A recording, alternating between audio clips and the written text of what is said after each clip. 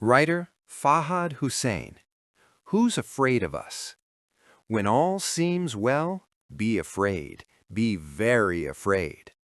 As Pakistan embraces the new year, such concerns are swirling around for all the right and wrong reasons. The news cycle is still recovering from the hangover of the last sunsets, first fireworks, and the innocent exuberance that comes with looking ahead.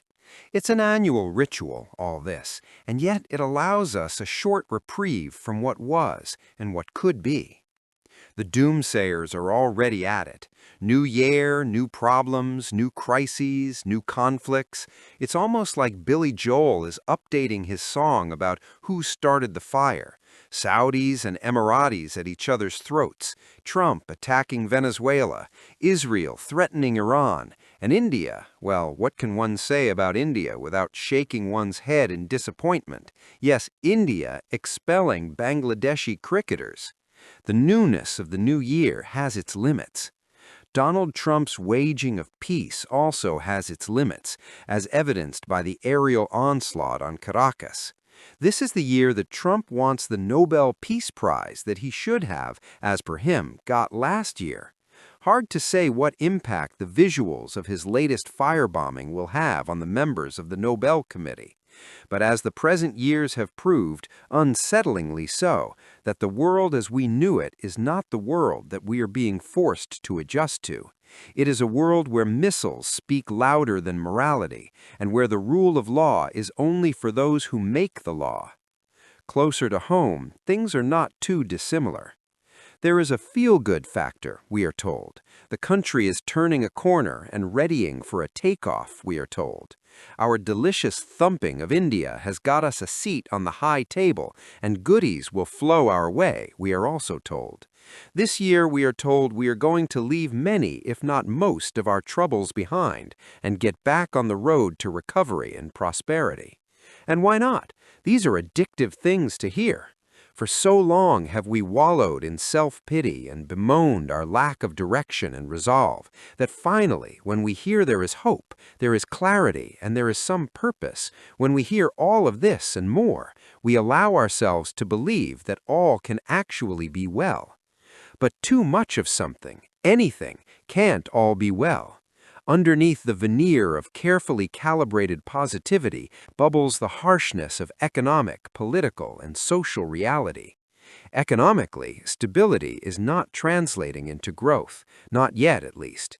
For the economic feel-good factor to leap from the Finance Ministry's website into the bazaars and homes of urban and rural Pakistan, growth must translate into increasing jobs, growing incomes, and rising investments.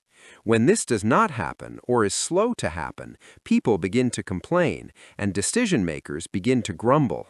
Is it a surprise, then, that the hand-picked finance minister is under growing criticism from unlikely quarters? Politically, stability remains dependent on the level of its enforcement. The fact that the ruling setup faces no imminent threat does not mean that convulsions have ceased. They have just transformed into undercurrents. Discontent has few outlets, but it simmers. Imran Khan may stay in jail throughout the year. His party may remain in tatters. His vote bank may remain silent. This may provide the government enough space to play outside the crease, but one sharp turn of the ball and the bails could come off. Socially, fundamental rights and fundamental access to education, health, and justice remain in stress.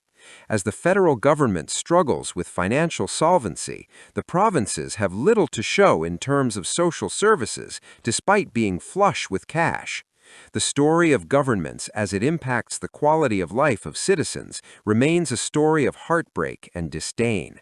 Nothing suggests that 2026 could see dramatic improvements and reforms in the social sectors. And yet, this is the year when Pakistan has a genuine shot at breaking out of the self-inflicted downward spiral. The previous year has set 2026 up for an opportunity that does not come very often. It is widely expected that this year will be a year of conflict. In Europe, the Middle East, South America, and perhaps South Asia, old wars could continue to generate violence and instability across borders, and new conflicts could reopen wounds that bleed from historical grievances. The previous year saw Pakistan gaining relevance as a regional power and finding significant diplomatic space with key global powers. This is the year that Pakistan can leverage this status to enhance its diplomatic heft, strengthen its finances, and flex its muscles if neighbors start to harbor wrong ideas. This positioning, let it be said, is a double-edged sword. It can cut both ways. Conflicts can be unpredictable, alliances can be untrustworthy, big powers can flip sides. What counts at the end, what is the only guarantee against external shocks, is internal stability and financial strength. This year, therefore, is the perfect time to focus on both by taking advantage of the position we have gained in 2026. This will require looking beyond narrow political interests and focusing on strategic goals. When all seems well, be afraid. But be afraid not of what we cannot control, but of the opportunities we could miss if we don't keep our eye on the ball.